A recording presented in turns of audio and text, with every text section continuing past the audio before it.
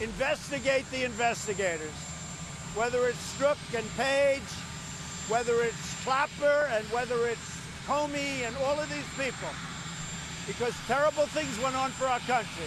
I leave it all up to the Attorney General, and I leave it all up to the people that are working with the Attorney General, who I don't know. But I will say this, I think you'll see things that nobody would have believed. President Trump today, after the DOJ review into the origins of the Russia probe escalated into an official criminal investigation.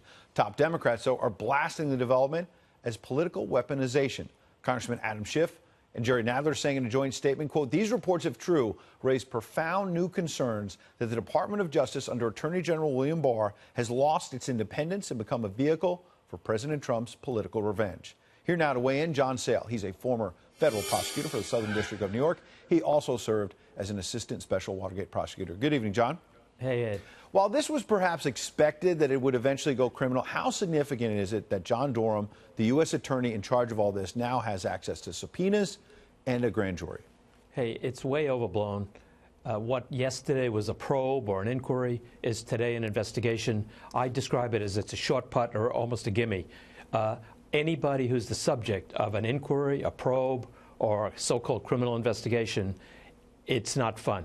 It's not fun to be investigated, and the fact that he now has subpoena power merely means he can compel the production of documents and compel people to come in and testify. It may not be fun, though, John, for John Brennan and others, but if they actually sort of cooked a lot of this up and sent us down a road for 2.5 years of alleged Russia collusion that wasn't there, isn't it time for them to be held accountable? It's time for anybody who broke the law to be held accountable. I think you have to look at John Durham, and he's a career prosecutor for over 30 years. He's done high-level investigations for 3 attorneys general of different parties. He's going to have the chips fall where they may. If they broke the law, they might face criminal charges. If they didn't, they won't, and I think they enjoy the presumption of innocence, as President Trump should have had during the period of the Mueller probe. He often did not get that presumption of innocence, as you know, the president. In this case, it's interesting you mentioned John Durham, somebody who leaders in both parties have praised before, but now Democrats seem to be going after him. I've talked to people close to the investigation who say he's got Democrats and Republicans on his staff. He's very even-handed. Will that give John Durham credibility if he ends up bringing criminal charges against Obama officials? His 30-year career gives him credibility. As I said, I've personally spoken in the course of my lifetime to 2 of those attorneys general who had him do high visibility tasks, and they both independently told me he was a man of integrity who called them as he saw them.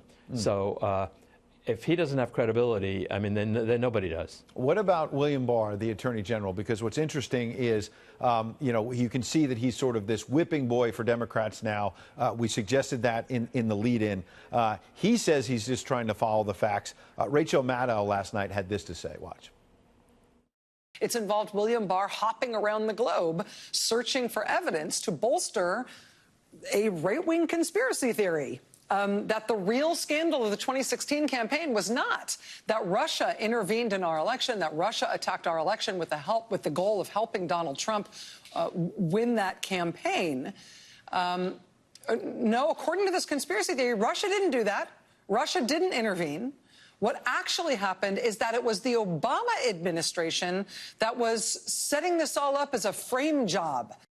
Isn't it rich for some of the left now to be talking about conspiracy theories, they say, pushed by Trump people, when for 2.5 years Adam Schiff and other Democrats claimed they had evidence of Russia collusion that never appeared?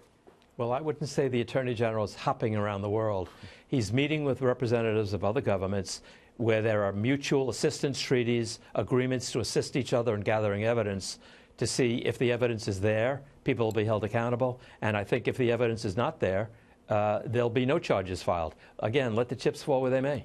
That's something, John Zell, that a lot of people have been waiting a long time for. There's 2 tracks right now, as you know, the Durham criminal investigation, as well as Michael Horowitz, the Inspector General, expecting his report. We appreciate, John Zell, you coming in with your analysis, as always. Thanks for having me, Ed. All right, next up.